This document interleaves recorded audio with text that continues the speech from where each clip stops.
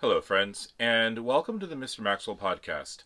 Today, I wanted to kind of be a bit of a nerd, and I wanted to share a paper that I wrote when I was getting my master's in education.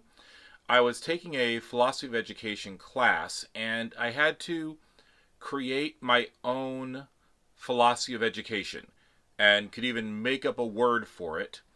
And anyway, so I had to write this paper on it, and I loved the assignment. It was one of the best assignments I ever had to do because it challenged me to really ask myself what kind of teacher did I want to become? And why was I even trying to become a teacher in the first place?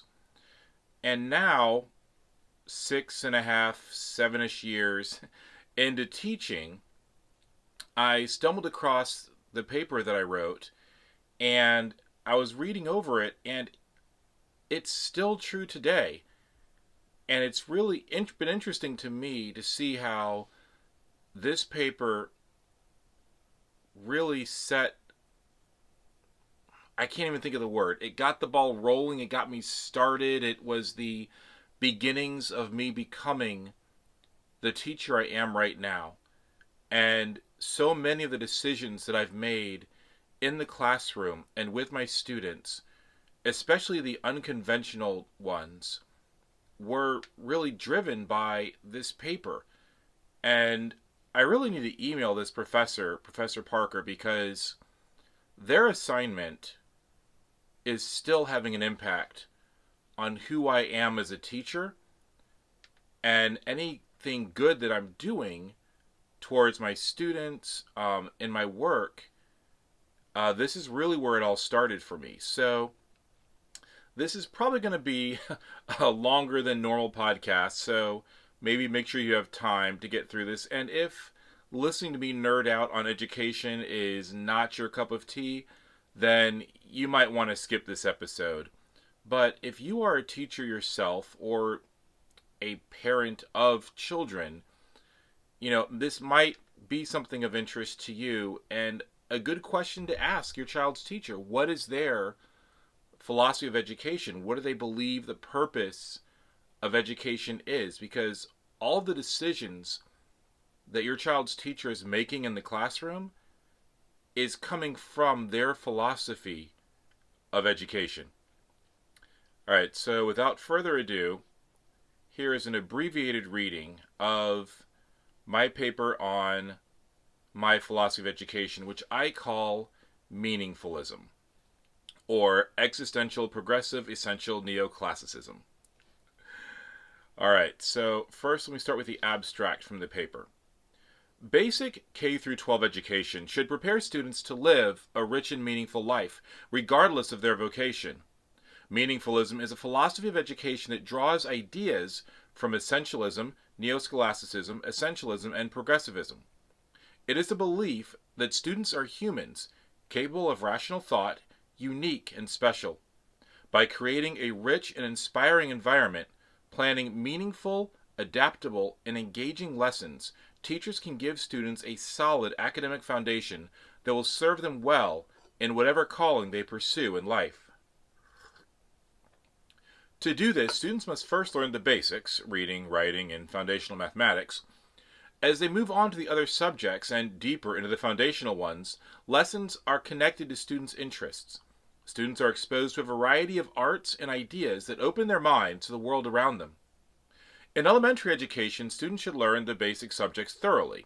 Again, math, reading, writing. With these three subjects solidly under their belts, students are primed to learn anything else in life that they choose. From there, students must be taught critical thinking. They need to be able to look at information and judge its validity on their own. Students need to have some version of a classic education. And I wrote some version in this paper because, having studied various forms of education, I do like the classical model best, even though I do believe it has some deficiencies. And ultimately, I think that any one educational theory has some deficiencies. I mean, even my own philosophy of education probably has some flaws somewhere. But All right, I'm getting off topic here. Let me just get back to the paper. But maybe that's another topic for me to tackle another day. Educators must teach students to appreciate music, art, literature, and history. Basic education, kindergarten through high school, should not have its primary focus geared towards a student's job or career. After all, there are community college programs that serve that function, and many collegiate degree programs serve that function.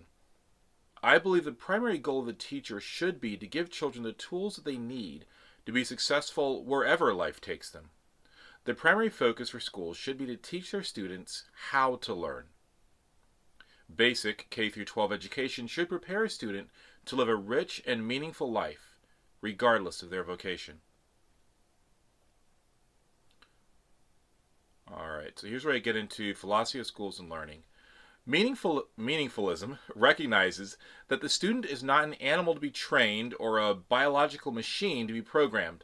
The student is a human being capable of logical thought, not controlled by animal instinct but by their intellect. Not only are students a human being, but are born persons with their own unique personalities. As such, they are to be treated with respect, and their will should not be manipulated either by fear, love, punishment, reward, or force. Like St. Augustine, meaningfulism recognizes the ability to reason as a divine gift, making human beings different from animals. It should be cultivated and used well. Teachers must recognize the personhood of every student, valuing every child that is within their classroom. Similar to Plato's idealism, the student is viewed as a person who is on the road to becoming the ultimate version of who they are. Recognizing this, the teacher must have completed their own journey towards the realization of who they are. A teacher that does not know who they are is not capable of leading their students on this journey. The teacher must also be willing to admit when they do not know something, and bring the students along with them as they seek to discover the answer. A quick anecdote here. Whenever a student is surprised that I admit that I don't know something, I remind the students that I am not Google. I am not a search engine. I am not the master of knowing things. I am a master of learning and of teaching, and that I will, by showing them how I find the answers, I will also be showing them how to find the answers themselves. So, I'm not meant to be perfect. I'm not, I'm not meant to be Google or Bing or whatever search engine you choose to use, right? We should inspire students to not be afraid of the unknown, and I believe a teacher who positions themselves as the master of knowing everything and having all the answers can accidentally create in students the risk of being afraid of not knowing. Alright, so back to the paper. Regardless of the student's journey, there are certain subjects that every child must learn.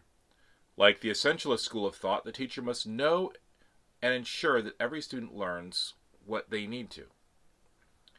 Educators should also give time to exposing students to a variety of ideas and experiences to encounter the real world.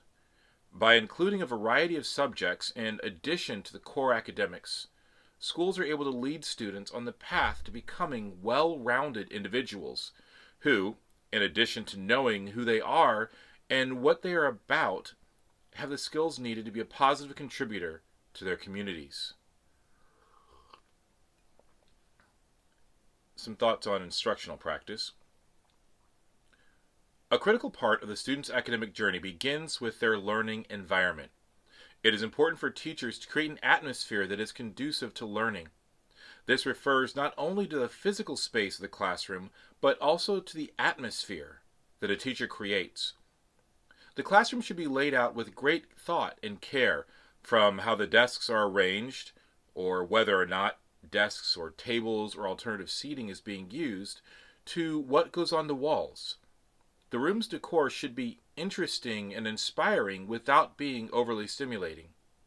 There shouldn't be anything random in the room, but every piece, from the furniture to the books on the shelf, even the pictures, posters, decorations, or other forms of artwork, should be intentional and meaningful. The social atmosphere that is created concerns what type of behavior the teacher allows within the classroom and what types of behavior the teacher engages in.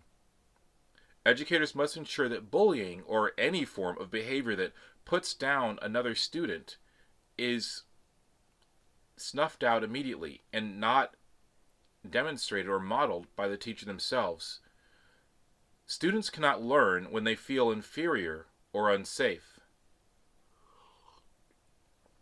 During instructional time, the teacher needs to be engaging, and remember that teaching is not just a science, but also an art. Students should be engaged and drawn into the day's lesson. It is important to remember that there is more than one way to learn.